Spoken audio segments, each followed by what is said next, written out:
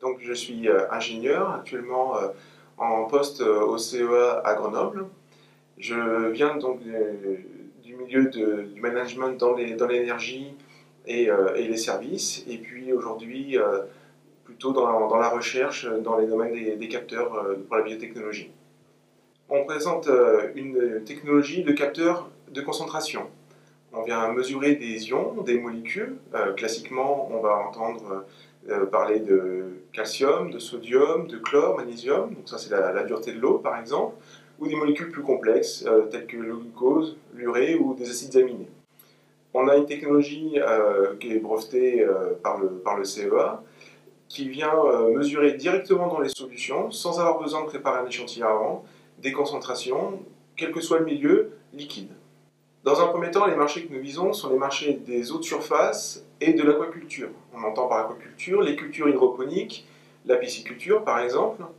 Ça vient permettre aux utilisateurs, aux clients finaux, d'avoir une meilleure qualité de leurs produits en gérant au mieux les concentrations, et aussi une réduction forte des coûts par rapport aux technologies existantes, puisqu'on réduit le temps d'utilisation, le temps d'apprentissage, et on peut faire plusieurs mesures en une seule fois, au lieu de les faire de façon séquentielle.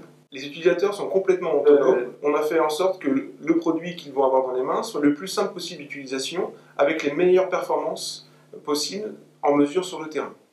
Aujourd'hui, pour mesurer les compositions dans l'eau ou dans les différents milieux de culture, les gens utilisaient deux méthodes. Soit une méthode de laboratoire, qu'on appelle la chromatographie ionique, qui est chère, encombrante, pas très rapide, et qui nécessite beaucoup de main-d'œuvre. Ou alors ils utilisaient la technologie des ISE, technologie sur laquelle la nôtre est basée, mais qui est une technologie avec des soucis en termes de qualité de mesure, d'interférence, de précision, et qui nécessite aussi des investissements relativement importants. Une ISE, c'est un acronyme qui veut dire électrode spécifique ionique, qui vient mesurer un seul ion à la fois en subissant les interférences du milieu. À travers nos technologies, on lève complètement les interférences du milieu, donc la mesure est beaucoup plus précise, et aussi on va chercher à améliorer la qualité même de cette fameuse électrode, de cette ISE, et de sa référence, pour obtenir une meilleure précision et une plus grande sélectivité de la mesure. Pour la fabrication de cette sonde, on va pouvoir livrer nos premiers clients dès le premier trimestre 2014. Aujourd'hui, l'industrialisation est en cours par nos partenaires, puisqu'on fait sous-traiter la fabrication de cette sonde. Le métier de Métémis, c'est concevoir et fabriquer uniquement la partie du capteur. Ainsi, dans un deuxième temps, on va s'adresser à des marchés grand public qui ont besoin uniquement de la partie capteur.